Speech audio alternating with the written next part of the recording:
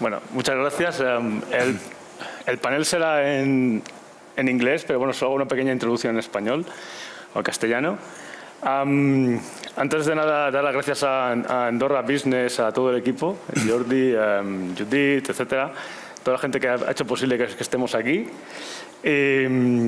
Y solo hacer este pequeño comentario sobre Web3, sobre este concepto, ¿no? Sobre el Web3 Gaming, que pensamos que realmente es el futuro, igual que ha ido evolucionando la web desde la web 1 a la web 2 a la web 3, igualmente los juegos han ido evolucionando en paralelo, porque al final es una tecnología que, digamos, lleva unos desarrollos paralelos. Y nada más. Así que a partir de ahora paso a inglés y paso a presentar. So, our first guest in the panel is Alejandro Lillo. Please come on with. So, Alejandro is the head of platform in Elixir Games. Elixir Games is a company that has been around in Web3 gaming since 2019, if I'm not mistaken. It was actually known formerly as Satoshi's Games. Satoshi coming from Satoshi Nakamoto, the famous inventor of this group of people that invented Bitcoin back in the days. And because the origin of Satoshi's Games was all about Bitcoin gaming, and then they switched to blockchain gaming as a general of Web3 gaming. This is what Alejandro is representing here today. Next one is please Cristina Macedo.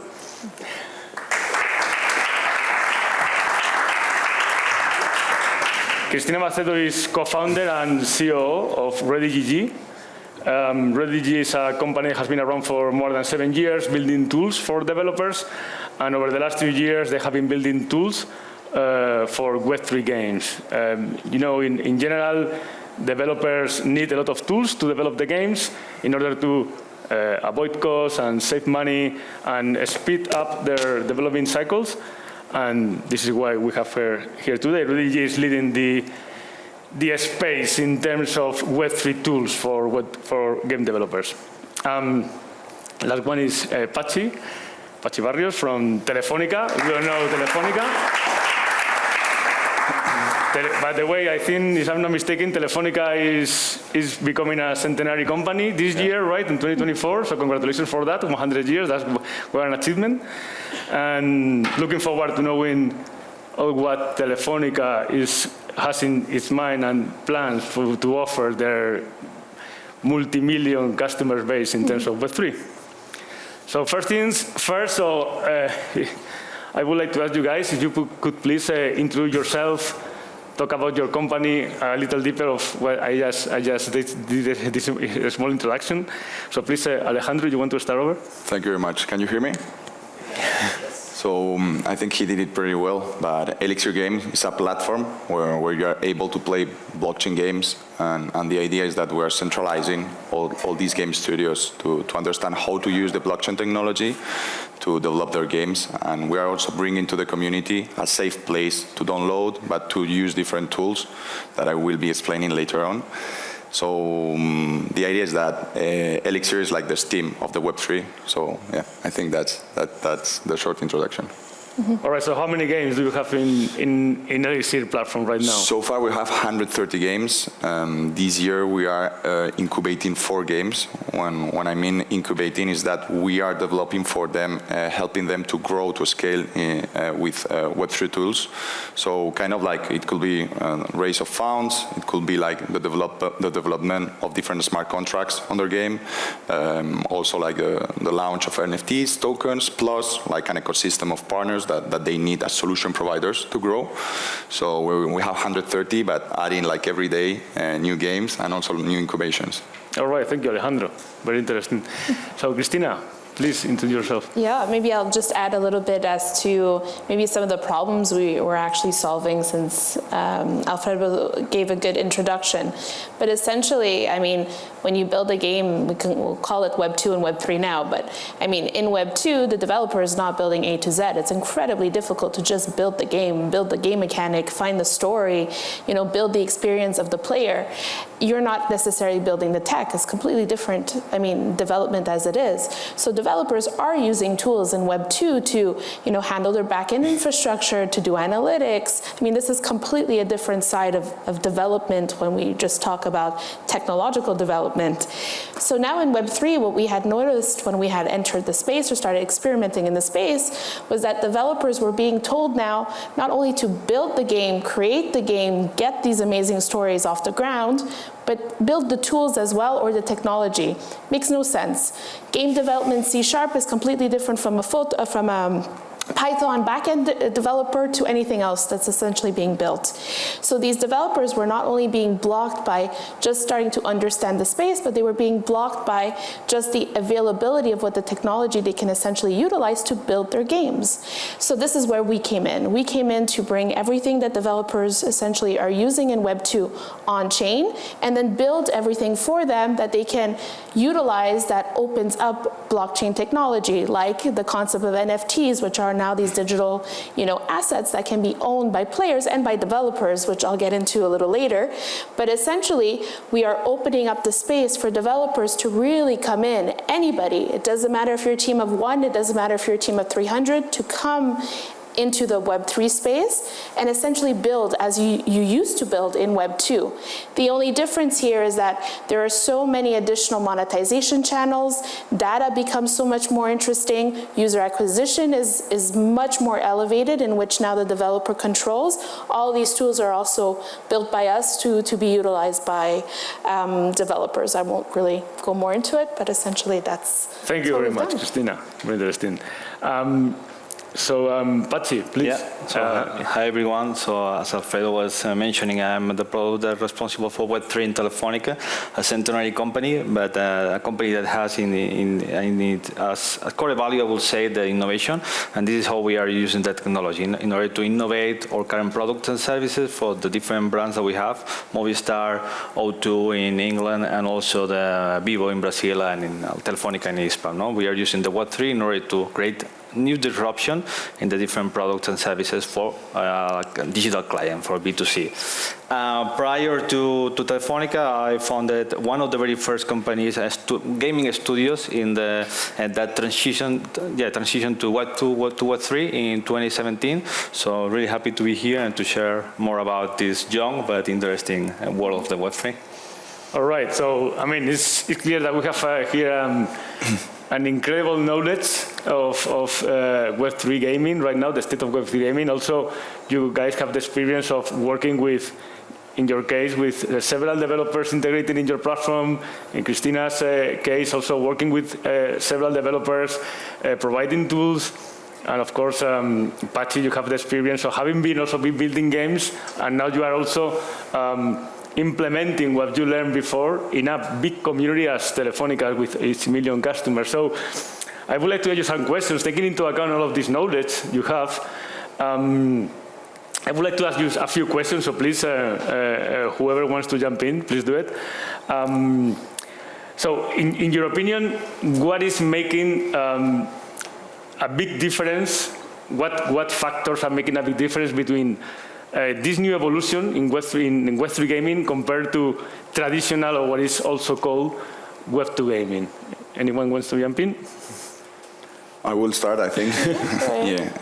From my side, I think there are different talks that we can engage around what is the difference. But for me, one of the most important is the community. I think people, users in Web3, and they get involved in a different manner. And they are users, they are customers, but they are also investors. They understand how to deal with their product. Imagine myself, I'm a gamer, and in Web3, you are able to understand the publisher, the game studio, and to interact with him. So somehow it's you are learning how to enter the environment, not only as a gamer, but also as an investor, as a user. So I think like the community in Web3 has different tools to engage with them, but also like with the people that are developing, you know, that game. And I think that's beautiful because in Web3 gaming, like the idea is to take into account that in this funnel of what is your customer is not only one user, it's more than that.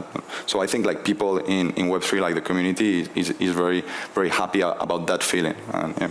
I don't know, what do you think, but... Yeah, I mean, I agree with everything you've said. The other element that's incredibly important for me, and I think such a distinction from Web 2 to Web 3, is the concept of ownership. Now, the concept of ownership is incredibly important because you, as a player in Web 2, don't actually own anything except maybe the CD that you once bought, literally. Other than that, the items that you buy, the data that you have, the experience that you literally had in the games or the achievements in the games, you don't actually own. There's no identity that has been created for you that represents all of this. That's the difference and the fundamental difference of Web3. And the same is true for the developer. Developers don't truly own everything that they build or sell, or they don't have a way to mitigate wherever their collections are going to. What tends to happen is that they sort of, in a mobile game, for example, it's sort of the app stores that own the assets that you are selling in the marketplace when you think of it as a developer. There's this fundamental thing that's happened in Web 2 where data, assets, and everything that is really in part in the game has been owned by everybody that sort of is 100%. Around the game experience, other than the people creating and using it. Web3, this is the fundamental difference. Like I had mentioned, one of the key factors for us is the concept of ownership gaming. That is the fundamental shift from Web 2 to Web 3, including data. I cannot emphasize as much as I have been in the last few months, that now as consumers of games, as consumers of entertainment, of products that live on chain, you will own this data. And there are ways for you to monetize this data as a developer and as a player. When you play a game, and when you win a badge, when you win a level, when you join a team, when you build this on-chain identity, you will own it. And there's ways of monetizing it, but there's also ways of being rewarded for it. There's ways of being marketed, the right content you want to be marketed. And what's another fundamental shift is now developers can actually talk to players or consumers. Literally, that is a fundamental shift. As he was explaining, the community aspect. Why is community fundamentally growing? Developers can actually speak directly to their player base. And that's something that is extraordinary right now. 100%. Yeah, I think that community, privacy, all this stuff, I think it's crystal clear. But I would like to highlight the fact of that the Web3 is also bringing a new revenue models, a new monetization, because at the end, the game that succeeds is not the game that has the better gamification or game flow and so on, but also that the ones that is bringing the best monetization possible. No, if you see like Candy Crush, there are thousands of copycats of Candy Crush, and why Candy Crush is still being the first game in terms of users in the 3-match category, because Candy Crush has an engine between good gamification and good monetization that enables to constantly invest in money and to have more and more users and being the top one in terms of the 3-match game. No, so I think that Web3 is also bringing a new revenue models, NFTs, tokenomics, and so on. It's true that it's quite young, but I think it will change a little bit in the market. Because if we see the timeline of all revenue models. So first we have in the 70s the pay-to-play. Players insert coin in their machines. Then the retail boxes. I remember the time that I bought Warcraft 2 in the retail shop. Then we have the free-to-play or gaming as a service that disrupt completely the gaming industry. We skyrocket the number of players from, I think that it was 100 million of gamers to 4 billion. So half the population is now gamers thanks to the free to play. That at the end was a new monetization, microtransactions. I think that now blockchain can give another new revenue model that also switch the way that the users are monetizing and creating a new paradigm. Yeah, and to just add to what he was just talking about Candy Crush. So Candy Crush is amazing at what they do because they know their demographic to the T. They know where they live, what they do, how much they make, literally, and they're able to target the players and give them the experience that they want. What on-chain is allowing developers now is access to the same amount of data or granular data, giving them the opportunity to release the games to their perfect demographic. So obviously Candy Crush is a huge company owned by huge companies and has resources that most developers don't. So the point that now what the blockchain is giving is that a team of one can just have as much granular data and the opportunity for their games to be as successful as a Candy Crush could potentially, has. I think it's really important what they are talking about, and you both mentioned Candy Crush, and I think one beautiful thing on this industry and ecosystem is that it's so dynamic. Previously to work for Elixir, I was working for Cityfy, that is a Launchpad and Incubation program, like web3, fully centralized, and 2 years ago, Manel Sort, who was like the developer of Candy Crush in King Studios, he came with Games for a Living, his gaming blockchain studio, and of course we incubate him, we launched his token, and they are doing a successful performance in terms of community development of games and different aspects. But what I think is important is that Manel Sort, someone that he already has a lot of knowledge, that he developed, Candy Crush, he's betting on developing games with this new technology. So he's someone that has this vision, to see, okay, there's something happening here for the player, as he was mentioning, the models of revenue, as you were mentioning previously, the community. And I think that there's something in the blockchain that has a lot of utility for gamers in all the aspects, developers, publishers, and gamers. And I think that's beautiful, that people like Manel Sort, Games for a Living, are betting on developing and pushing the ecosystem. 100%. I think that you three has mentioned a very important factor here, which is either assets or owning your assets, new revenue streams, even the community being a stakeholder on the games they are working on. And as we are in a eSport event, I would like to ask you, what do you think about how this new revenue stream is like a new business model?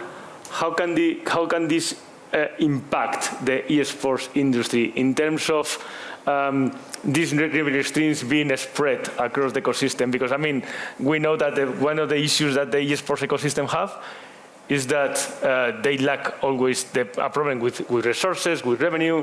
So what is your opinion on that? You can go ahead. I have one answer, but if you want, you can start. Yeah, I think that, we are seeing, from the ecosystem perspective, I think that we are seeing new projects that, for instance, are creating new esports democratization. For instance, with token economies that allows, to gives the possibility to everyone in their homes to not only to play different games as a esports tournaments, also to have a token economy with rewards on top of that. So trying to democratize and to try to open the esports, not only Web3 gaming, also Web2 gaming to everyone. Yeah. Well, the way that we're sort of approaching it is, again, in the same way, democratizing it. And I think what we're also telling developers is that, well, if you have a super involved community of players, or there's these, thousands and 1,000 players that are incredibly loyal in your game, what you should be doing is maybe injecting tournaments into your game, inviting them to take advantage of certain events happening in your game. We actually have built esports technology in which allows the developers to deploy esports tournaments directly in their games, even if it's a mobile game, just to build the community and re-engage as well loyalty in sort of whoever is playing in the game. So what we are testing out is how many players do this, we're putting all the data on chain, and can also this data be available to other developers so that they're encouraged to also launch their own competitions based on data that already exists on chain, and target the players that are participating. I mean, that's the idea. Players want to be targeted with the information that they care about. So obviously, if they're looking out for different tournaments to participate, well, they wouldn't mind, getting a message saying, hey, there's this game that's launching, a tournament in, in 20 days. Do you want to take part of it? Likelihood, probably they're going to want to do it. So we're just seeing ways to really democratize and globalize how people are coming together and playing competitive gaming, essentially. I think you both nailed it. You mentioned like very important keywords, democratization. You were also mentioning like the lack of funding, and I think like we are in a new era.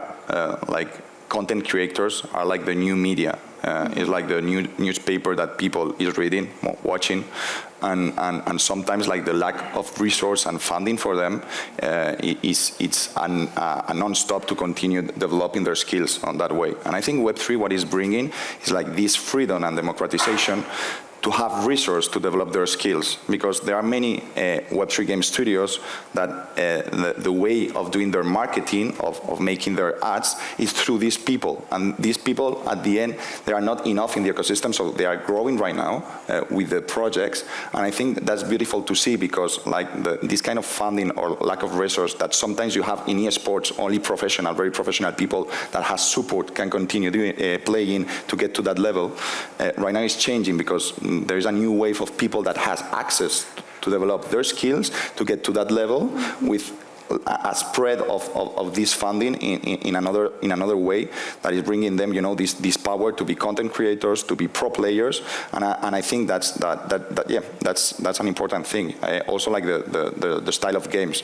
Right now, it's true that in Web3, like sometimes we are lacking of quality of top games to be eSports, but there is still like many games that they are kind of like developing tournaments to compete, betting with your own token of the ecosystem, whatever. But I think like what is beautiful is like this way that they are pushing new content creators, new gamers, to be pro players, and that's very relevant. So yeah. Yeah. So that's what we like to look at, is the fact that there's going to be just competitive gaming, there's going to be esports on a lower level, and then you're looking at the professional level.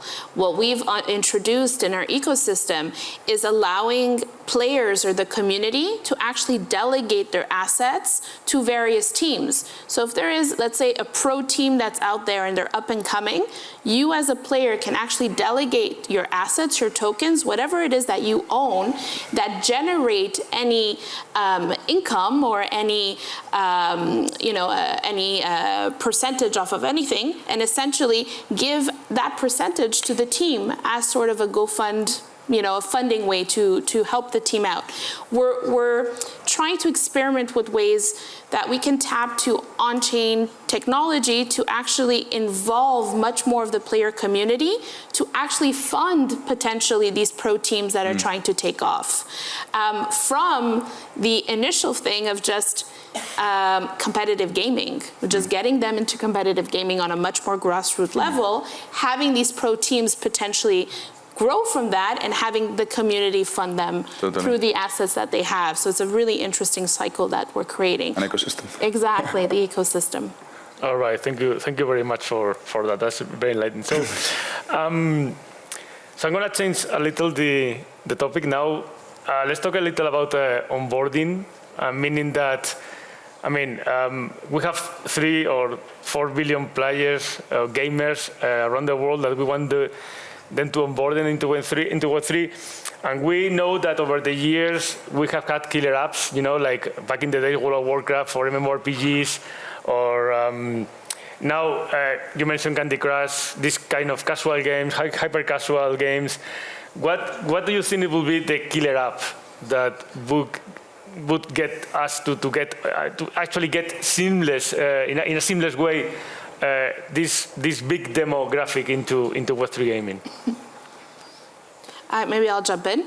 So I wouldn't say there's one project yet that I can, say they're going to do it all. I do think it's a collaborative effort of many games tackling their demographic and their genres. But what I am most excited about is hybrid casual. So hybrid casual for the longest time in Web2 has tried to take off, but it's been impossible because there just hasn't been the technology for it. And like I said, once you have your game on either the Apple or Google Play Store, it kind of stays there. And it's very hard, even as a developer, if you have multiple of other games, to actually make your players get out of that experience into the other game and create a quest or a player journey outside of that one game experience. On-chain gaming, completely different. Even if your games are on the App Store, we've been able to build technology to actually expand the player journey. Hybrid casual is giving the opportunity of quests, of different leveling opportunities for players that literally just like to play 10 to 15 minutes a day. Now, when he was saying it went from a couple 100 million players to the 3 billion, well, probably 2.5 billion of those players are playing 15 to 20 minutes a day, and they're completely justified. That's the type of gaming they like. Hybrid casual allows those players to come in day out, play what they love to play, and still get those quests to elevate their game experience. So you may be playing game A, the next day you may be playing game B because now you're being told, hey, you've reached this level, why don't you go to this other game so that you can try and reach this next level and be rewarded this green apple, for example. Great, now you have the green apple on day 3, fantastic. Why don't you go to this other game and play, utilize your green apple in that game and reach the next level. It's just about giving the player journey much more, or respecting the player journey of this more casual demographic of gamers by making it much more expanded. So now it's not about just playing that 15 minutes and that 15 minutes just living in that one moment in time. It's that 15 minutes being worth something, you as a gamer, that being worth something and elevating your on-chain identity. That 15 minutes goes to be written on your on-chain identity, meaning that you have a certain leveling or system or identity now that you can sort of show off, essentially. Totally. I think it's hard to answer better, but I think that's 100% one of the things that could get the mass adoption. Another thing is, I'm thinking as a gamer, I think when we will have one huge AAA game that people is enjoying and is kind of getting the attention of everyone. I was thinking about Palworld that just launched a few weeks ago, and at Elixir we were trying, and we played hours. We invited all the employees, to get access with codes, and I think it would be wonderful if Palworld has this kind of cosmetics as NFT or some blockchain integrations, because the mass adoption that they reached in just a few days was impressive. So I think also one game that could bring this amusement more long time, more hours, not just 50 minutes as a hyper casual game. I think that will also get another level to the industry, and we are still waiting that, because I think this is innovation. So we are still on a point that it's early, and a studio needs to develop a AAA game that has a fancy and enjoyable time for players. He needs at least 10 years, a lot of time. So this industry is growing very fast, but we still need time, to everyone as community to achieve our final goal, that is getting the mass adoption in a way that people could be a player that is enjoying a Web2 game, but is getting the benefits of using the blockchain technology. So I think it's a matter of time of getting this with hyper casual, as you mentioned, but also game studios that they are developing high quality games that they are getting the attention for hours. A player that is getting there 24 hours 100%. And he don't care about time because he's in this new world, this new IP that he loves. And I think that's also very meaningful for a gamer, to get in love of an IP. And both worlds will work together, because I think the hyper-casual games, which are very instant, will give the KPIs and the metrics that the AAA games can learn from, how questing works, how blockchain technology data works, and so on, that they can overbuild sort of the player journeys over time. Totally. They both complement. Yeah. Yeah, I think that, we are all expecting, the Web3 hyper-casual based game, the Web3 AAA game, but you already mentioned that we need to understand the moment of the Web3 gaming. I think that we are in the early stage, and I don't know, do you, remember the early Facebook games? So I remember Singa games that you need to create your own farm, with terrible graphics that was kept spamming notifications, and so, but would you compare this kind of game with Fortnite? No, so more or less it's happening with Web3, no? With only 3 years of gaming sector market, so I think it's still young, and we need to at least to wait some years to check this new game for sure, or at least 1 year. Yeah. All right. What I will say, one thing that is more of a feature, but I think something we're going to see more developers adding in games that are obviously AAA and games that are very much mobile demographic, is the concept of user-generated content, UGC. Totally. Developers now are looking at their games as these micro real estates in which they can actually run these micro economies or e-commerce economies.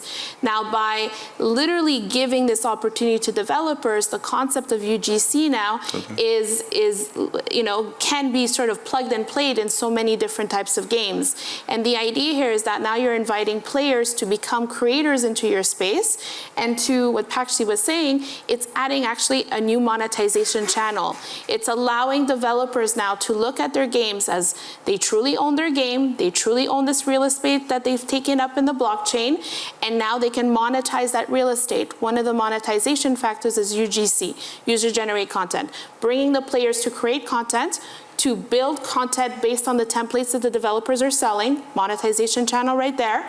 By then, the creators creating their collections, selling them in the marketplaces that the developers are essentially launching in their games. When they sell an item, the creator to another player, well, the developer is getting a revenue share off of that, another monetization channel. So these really interesting e-commerce gaming little economies are really going to start popping up. And again, added to the concept of ownership and how you can literally grow not only your on-chain identity, but now actually access all of these different assets that go to building your on-chain identity. So, as we only have 15 minutes left, and I would like to have also the audience to make some, I'm sure they already have some questions to answer, so we'll give them some time. So I'm going to give you just a few minutes to each of you, because I know that you are building very interesting things in all your companies for Web3. So I would like to ask you, first Alejandro, just please a quick summary about Elixir Games, Elixir Launcher, the platform you are the head of. How you envision that your platform is going to be a key player in players in the games adoption, in Web3 games adoption, and also which features make it unique to compare to other game launchers like Epic Games or Steam, etc. So Elixir basically is like a platform with endless possibilities, and that's beautiful because they started as a launcher. You were there working in the past, and their idea at the beginning was to be like the Steam, the Play Store of games for blockchain games. And they has been developing this store for years. They have this right now kind of like IP that is recognized in the ecosystem because they were helping developers, and right now we have a lot of games. But I think like this year, and that's part of why I'm here at Elixir with this community, is that we are bringing another level to Elixir, introducing their 2.5, let's say, to 3.0, like using all the tools on the blockchain technology to give more utilities, more verticals to Elixir. So one thing that we are sharing this year is, of course, like our token that is an ecosystem that we will be launching it on 2 months, and this token will have a huge utility in the platform. The first thing is like the Launchpad. As I came previously, I was working in a Launchpad. So right now, we have a community that we can teach about how to get onboarded in the blockchain game ecosystem, and one of the aspects is, hey, you can also be an investor, but not just, okay, invest here, buy these tokens. No. We will teach you, like, hey, we are doing this due diligence. You can check the project. Like, if you go to Kickstarter and you want to promote whatever project because you feel confident with the product, so we are giving kind of like the same insights. You have everything, all this information about this project, this background. It could be Manel's sword, the new Manel's sword that it was with Cityfy last year. And if you want to participate in another way that is not just being a gamer, but also an investor, is one of the things that we are bringing. Another thing is, like, with the new version 2 of the platform that we will be releasing in 1 month, you have different aspects, like for example the overlay. The overlay is very famous on Steam. I really like it. So here we have an overlay that you are playing, and you can press shift and tab, and you can just check the tournaments, talk with your friends, purchase in-game assets, purchase also like NFTs, and everything on the same environment. So this is kind of like secure, and it's a way of building trust to the user, because you don't need to enter the platform, then click a URL, a website, to go to a landing page somewhere else to do a bridge of a token because you need to use these tokens to purchase something or to do a swap. No, everything is in the same environment, and I think that's beautiful because we are trying to simplify the interaction of the gamer with the platform. So for the more degen one, he will find like all the tools. For the most newbie, he will understand how to use it in a simple way. So I think that's beautiful. The Launchpad, this overlay with a lot of interactions from the blockchain space in just few clicks. And the other thing is like this incubation program. At the end, at Elixir, we are a team of experts in the blockchain industry. Is very early, the blockchain industry. So when I mean experts, that we have been here for more than 5 years, and we are bringing all this knowledge to help the project, as she was also mentioning previously that they are doing, but to help the projects to scale, to another level. So we have an ecosystem that is built around us with all the solution providers that are needed, with all the content creators that are needed, with all the developers, and we have a very good relationship with different game projects. So I think what we are bringing is that, like, for projects, like a way to grow, to monetize, for gamers, a way to understand how to interact with the blockchain gaming ecosystem, and for developers, a platform where they can, is open source, check how we're working and work with us. So yeah, that's it. Thank you, Alejandro. Cristina, RODONA is innovating a lot in two parts. First, in onboarding Web2 players to Web3 games in a very similar way, but also in using this data warehouse you mentioned before about all activities related to the gamers in the blockchain that can be leveraged later by the developers for many actions, from user acquisition to improving the game itself. Could you please describe a little more about that? Sure. So I'll take the first part, which is essentially, when we launched, the first tech stack, essentially, which was much smaller than what we have available now. One of the questions we had was like, okay, great, we can bring these games on chain, but how do the players follow? Especially when we're talking to Web2 developers that spent, tens of thousands, if not millions of dollars in user acquisition to acquire these players. Well, how are they bringing them over to essentially, as on-chain players? Well, when we had looked at that, we kind of, we thought about it in the simplest way. Instead of creating a bridge or creating some tech or creating something that's going to migrate these players over, why can't we just look at it as the games, literally the vehicles bringing the players over? When we had built our tech, we built it incredibly modular, and in the way that we built it, it just sort of fits into whatever game is already there. So I'll give you an example. For a player that's using, or a developer that's using ReadyGG tech to essentially migrate their game on chain, well, for the player, this is the experience. Day one, you click on the app on your phone, for example, and you're playing the Web2 game. Day two, you're coming, you're playing on the, you're clicking on the same app and you're playing the Web3 game. That's it. That was the migration. So if they have, 1 million monthly active users, well, they're still going to have 1 million monthly active users in Web3. The only difference is that they've added a whole new component of Web3 gaming through various features for that player, which perhaps has elevated their retention and engagement, because we're seeing incredible KPIs lately. So that's kind of the answer to the first part. We're bridging with existing games and bringing a lot of players essentially that way on chain. For the data warehouse part, when we had built our technology, again, we come from a gaming background, a Web2 gaming background. We know that out of the 100% effort that it takes to build a game, 10% is building the game, 90% is acquiring the players. It is so difficult to make people come and play your game. It is a task of its own. So when we had built our technology, the same thing. We can enable developers to actually go out and build, but how do we enable them to bring players in as well?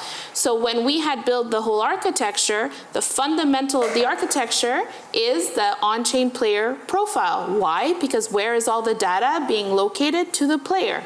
All the game events, the leveling, the essentially what defines what's a whale, what's a minnow, what's a dolphin, what's whatever demographic of player you need, that's what you need. You need the data. So we made sure for developers that they could have access absolutely to any data they want. Now, where are we shifting the tables a little bit is that we are telling players, great, developers are going to have access to your data if you want, because you as the player own that data. But the difference now is that we are bringing the relationship much closer between the developer and the player, where when the developer is able to stream the chain and find their perfect player, they're sending something to that player in which that player wants to get. If I am a big Farmville player and there's a new farm game out there that you know I'm gonna love to play, well, you better give me something for me to come in and not just an ad, and you'll see that I'm most likely to come in that way. So we're seeing user acquisition costs literally drop to pennies on the dollar compared to what we're seeing as CPIs right now in the $7, the $8 range, even higher. Cost of acquisition has significantly gone up for developers that many studios never release their games because they never have, or they never get to a point where they have enough marketing dollars to actually launch their games, which is ridiculous. We're telling developers now that that's not okay. We'll show you something else in Web3 that essentially is fractions of a penny, giving you better retention, better micro data to who the player you are that you need to target, a completely different experience in user acquisition. So coming all around circle to the data warehouse, that's the fundamental of enabling our user acquisition tooling, which should be released in a couple of months. Thank you, Christina. Sorry, guys, I think we are a little over time, Okay. if I'm not mistaken. But please, Pachi, if you could please tell us about how is Telefónica incorporating Web3, and what's the commitment with Web3 and Web3 gaming in general from Telefónica? Yeah, I mean, as I mentioned before, so for Telefónica, Web3 is innovation. So, and we are using Web3 in 3 different pillars. The first one is engagement retention. So blockchain allows you ownership, interoperability. So for instance, we have launched our loyalty programs in Movistar called Mis Tokens that is working in a blockchain that allows us to scale to the million users that we have in Latin, England, Central Europe. No? So this is an example of how we are basically using Web3 on the loyalty. Also, we are a telco, and we have launched the very first decentralized telco in the world in Mexico. So what does it mean? We are collaborating with Helium. Helium is a decentralized service that if you share your Wi-Fi and someone uses, so you receive rewards in terms of tokens, so real money. No, this is Helium. So what we have created with them is, okay, if you have a SIM from Movistar in Mexico, so if the connection from the Wi-Fi that someone is sharing from the Helium network is better than the connection from Movistar, the SIM card switch automatically from the connection from Movistar to Helium, and then it's a win-win because the one who is sharing from the Helium network is receiving rewards, so it's receiving real money. Telefónica is reducing capex because we are not creating new networks, and the final user is having a better experience in terms of network. No, it's a win-to-win, and this is how we are also disrupting the telco now in Mexico, where we have the first pilot, and also security. No, I mean, blockchain is a young market, and we want to create trust in the market. And so, for instance, we have launched the very first two-factor authentication for decentralized services directly to the smart contract. And now we are exploring also gaming. I mean, Telefónica has a strong commitment in gaming community, so you know, Movistar riders, also gaming technology. We have a smart gaming Wi-Fi that allows you to have all the bandwidth directly for your games. And also we are preparing some proof of concept for web3 gaming. All right, thanks a lot, Pachi. So I don't know if we have time for some questions from the audience. We have time for some questions? So, yeah.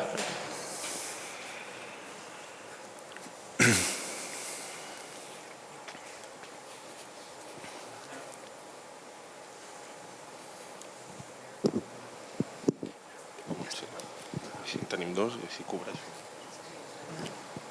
Hola, hello. Yes, we can hear you. Thank you very much. Very interesting, everything. I have a question. Cristina, you just mentioned how seamless can be the transition between a Web 2 and a Web 3 game with your technology. But I understand that if we are moving from a Web 2 to a Web 3 game, then for the user, the ownership paradigm changes. So how do you consider that those users that are not used to the technology because they don't care have to be taught from this change of paradigm? Yeah, I'll give you the player journey because I think that's always the easiest thing. So in Web 2, when you install a game, you play. When you purchase something, usually you're prompted to create an account, or it's through your Apple and Google Play account. It all depends. But there's always an account. You purchase something, and then you buy it and you can use it. But you don't actually own it. So at any time, that item can disappear. Sometimes it's happened to us. It does disappear, and then you have to rebuy it. Whatever it is kind of is in the flux. In our experience, or I think in the Web3 gaming experience, you install a game, you play the game. When you are prompted to purchase something, or I'd like to say claim something, and why claim didn't exist in the Web 2 side of things is because when you were rewarded items, again, you didn't own them, so it didn't matter. But when you claim an item in the concept of Web 3, you actually own that item that you are being rewarded. So either you claim or purchase something, you're prompted to create an account or sign into your account. Now, when you create your account at that moment, you're actually creating an on-chain account. That's the fundamental difference. When you create that on-chain account, which we power everything in the back end, you as a player have to do nothing, your wallet is also created instantly. Now, wallets have been created in the past. They're just game vaults and so on. They didn't really do anything for you. In the concept of Web3, they're actually there to protect you, to bring security to what you own. So you create your account, and that's it. You're a Web3 player. It's as simple as that.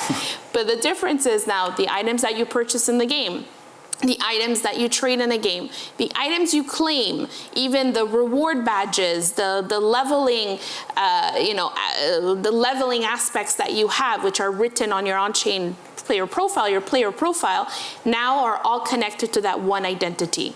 And that's the difference.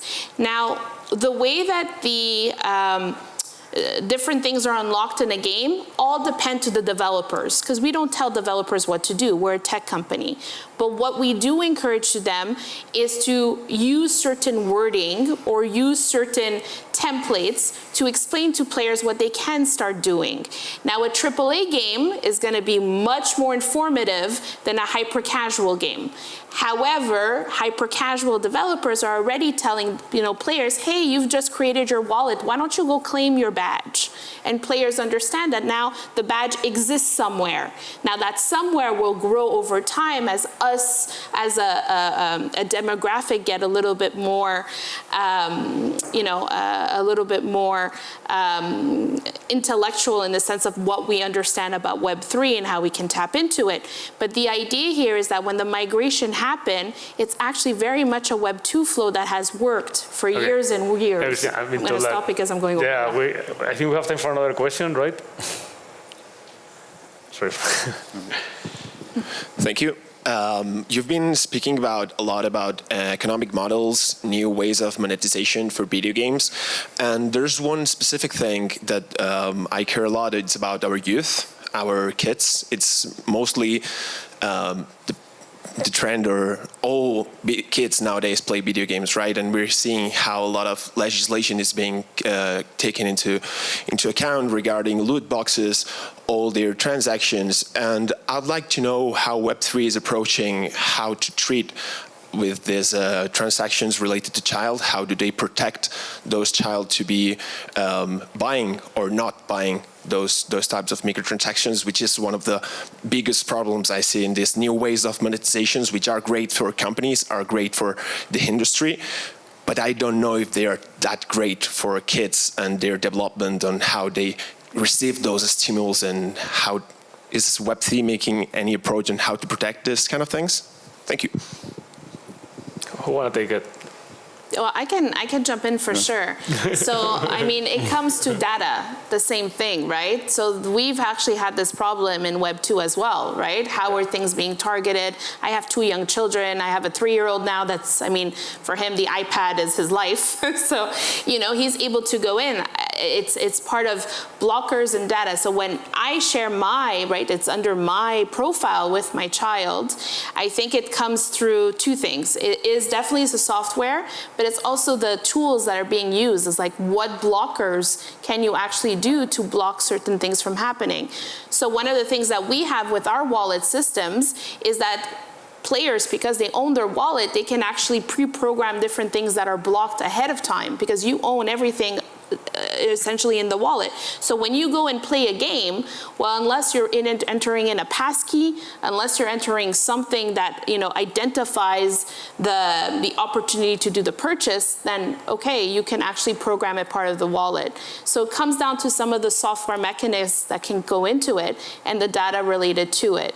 But it's things that I myself am seeing with my 3-year-old and being like, oh wait, he's doing this. So what can I sort of develop and bring into the technology that I'm developing right now to help with certain things that I'm seeing? It's not perfect, for sure, but I think the elevation of data really helps, because you definitely know who at that moment is utilizing your game, and permissions, what are the permissions allowed in the data, essentially, and 2, like what other more manual things can be created to allow those restrictions to happen predominantly with kids. Alejandro, you had something. Yeah, I think he mentioned like parent controlling, understanding how to use the data and the technology to kind of like block some interactions that the kid could have, but it's the same like how you control as a dad that your child is not using money in Fortnite, or is not using the card to purchase items. It's kind of the same. You need to parent controlling, teach how he can use it or how he shouldn't use, and then if you can manage to block some items with the data, I think that's the way so far. You know, like you have the same issue in Web 2 game. I think. Yes. So if my kid is asking me that I need like your card to purchase some skins on the League of Legends, it's the same that if he's asking me that I need some I need your card to buy some tokens to pay the fees to claim whatever NFT that I earn as cosmetic, you know. It's just like understanding how you can teach your kid, how you can teach yourself, and how you can control with some steps the way that he's interacting. Yeah, I will add one positive angle if I can, is that one of the things that is so important for me with my 1- and 3-year-old, even them being so young, is I'm already teaching my 3-year-old about his digital identity and how important it is for him to secure it. The first thing I did as soon as my kids were born was create their email address. Why? Because I sent everything to that identity. For me, I want them to understand everything that they do online, they essentially are digitally, they own, and also have consequences. So it's not that you're living in these little worlds that are like kind of fluid. Everything you do in the physical world is just as important as you do in the digital world, and I want them to respect that. And I think that's part of the conversation that's also growing in Web3 with a younger generation. That's insightful. Yeah, and we can't forget that over the last probably 15 years, just adding something from my opinion, we have seen MMORPGs and these kind of games having secondary markets, or let's say great markets that people, I mean, a lot of people, especially in tier 2 to tier 3 markets, a lot of people have been making a living out of that. We have seen very young people making a lot of money just because being hardcore players, power players, being able to achieve certain stuff in the games, killing specific bosses, getting a specific drop, and selling that in, I mean, back in the days in EverQuest, Star Wars Galaxies, people were making so much money just selling credits in eBay, right? And that was even right before the publishers disallowed it. And then back in the free-to-play era, like Cabal Online, Runes of Magic, I used to work for Runes of Magic, and 80% of our customer service tickets were about people being scammed in secondary markets. So this is not something new, and I think Web3 can address that because we have this tracking system, so we can track it. That's one of the good things. We can track it, and we know who they are, because that was one of the biggest issues. So. And I think before she mentioned like a very interesting thing, he was talking about the trend and a reality, a new era, that is UGC, user-generated content games like Roblox, Minecraft, and right now like Fortnite. So I think it's impressive that a kid that was a player in Fortnite, he's enjoying a lot. With 12 years old, he's able to build a map that many people is playing. So of course we're in a new era of allowing, as we were mentioning also before, users and gamers understanding how they can interact with the game. So UGC is bringing that possibility that with 12 years old, you are able to build a map on Fortnite, and you have maybe like 10,000 players per day, and that's part of the new game of this era, that a child can understand how to develop this map without having, you know, the resource of a game studio, without having this kind of knowledge, because right now the things has changed. And yeah, so as a summary, gold sellers now have become token sellers, basically. And they own, that's it, and now they own the map. And now they own the map, So it's of course. the business and their identity. Time for another question, or one more question?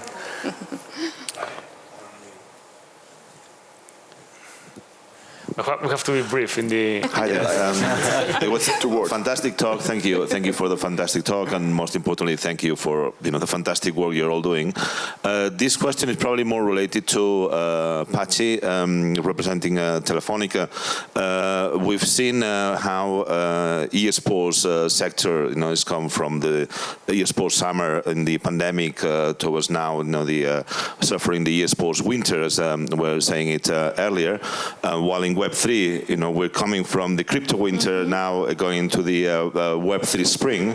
How can we enjoy summer together? How can we, Web3, let's say, technologies and new business models can help the key players around the traditional eSports ecosystem, like the publishers, the sponsors, the platforms, etc., to make that transition in a way that it enhances, the interest, the viewership, and all the monetization models.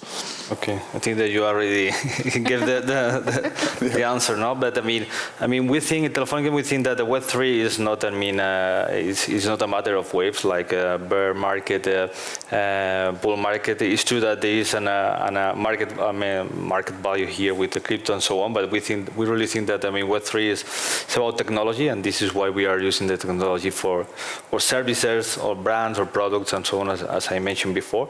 And regarding your question, I think that it's quite similar than I think that was the second question. We think that token economies can create some democratization in terms of eSports, and we are talking with different projects, early projects, but some of them are quite mature now, that are creating this kind of economy base in the eSports that allows publishers, allows users, allows also to the people who is creating the tournament to have something that can be run in a short term, but also is creating some community on top of that.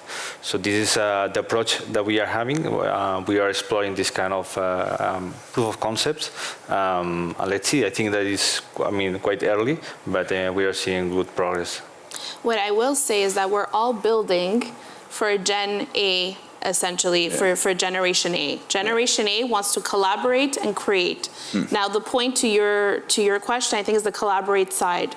So like I was saying, we have built tech for community or players to delegate, to support things that they love. I think there's a way there to connect the two worlds, which is people who love to play games supporting people who are competing in those games, and there's a direct path there, and that Gen A really wants to do that. When they own things, they want to be able to donate, or they want to be able to give, or like I said, delegate is you renting out what you own so that the other person gets the yield from it, the reward from it. It's an interesting concept. So I think there's that definitely is starting to grow, which is very exciting. Okay, well, I think that was it for the panel. So, I mean, thanks a lot for the so interesting contributions you have made. And thanks for the audience for just listening to all of this all this time. Yeah, So and thank your you very much. questions. Thank you for moderating. Thank you.